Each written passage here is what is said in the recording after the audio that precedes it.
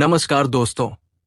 ये श्री राम और रावण के युद्ध से पहले की बात है, जब श्री राम अपनी वानर सेना के साथ समुद्र तट पर पहुंचे। तब उनके मन में विजय यज्ञ करने का विचार आया। वानरों के अलावा सेना में सबसे ज्येष्ठ ब्रह्मा जी के पुत्र जाम्बवंत जी भी थे। राम जी ने उनसे अपनी बात कही कि मेरे मन में विजय यज्ञ करने का विचार आया है, लेकिन उसमें कुछ दिक्कत है। यज्ञ को पूरा करने के लिए एक महापंडित की आवश्यकता होगी, जो कि भगवान शिव और विष्णु दोनों को मानता हो।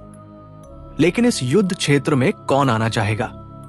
जाम्बवंत जी ने कहा, प्रभु, इस पृथ्वी पर मात्र एक ही ऐसा महापंडित है जो कि शिव भक्त है तथा विष्णु को भी मानता है, और वो आपका सबसे बड़ा शत्रु है, रावण।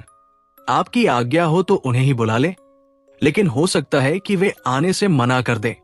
प्रभु श्रीराम ने कहा, हां, रावण के पास जाओ और उनसे यहां आने के लिए विनती करो। हो सकता है रावण आ जाए। जाम्बवंत जी लंका गए। आपको बता दें कि रिश्ते में जाम्बवंत जी रावण के पितामह थे। जब रावण को पता चला कि पितामह जाम्बवंत उनसे मिलने आए हैं, तो उन्होंने सैनिकों से कहा कि उन्हें सम्मानपूर्वक दरबार में लेकर आओ। जब वे आए तो रावण ने उन्हें प्रणाम किया और उनसे यहां आने का प्रयोजन पूछा। जाम्बवंत ने कहा, मैं यहां एक इच्छा लेकर आया हूं। मेरे संग 2 कुमार हैं। उनमें से बड़े वाले के मन में यज्ञ करने का विचार आया है, लेकिन किसी कारणवश उनकी पत्नी उनके साथ नहीं है और युद्ध में विजय प्राप्त करने के लिए वे यज्ञ करना चाहते हैं। तो उन्हें एक पुरोहित चाहिए जो कि शिवजी और विष्णु जी दोनों को मानता हो। तो क्या तुम चलोगे मेरे साथ?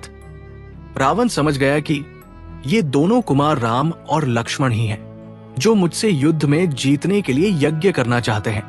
रावण ने जाम्बवंत जी से कहा कि आप जाइए, मैं सूर्योदय के समय सारी सामग्री के साथ वहां आ जाऊंगा। सब कुछ जानकर भी रावण ने यज्ञ में जाना स्वीकार किया। उसके बाद रावण अपनी अशोक वाटिका में गया, जहां उसने माता सीता को रखा था।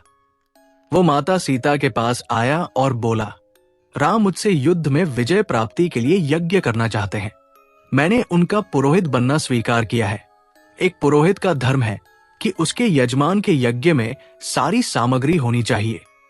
इसीलिए तुम्हें भी मेरे साथ चलना होगा, उनके साथ उनके इस यज्ञ में सम्मिलित होने, और यज्ञ संपन्न होते ही फिर से मेरे साथ लंका आ जाना। अगले दिन रावण पुरोहित के वस्त्र पहनकर पुष्पक विमान में माता सीता को साथ लेकर आया और सीता को राम के पास बैठने को कहा। फिर रावण ने यज्ञ पूर्ण किया। राम, सीता और लक्ष्मण ने रावण के पांव छुए। रावण ने सभी को विजयी होने का आशीर्वाद दिया।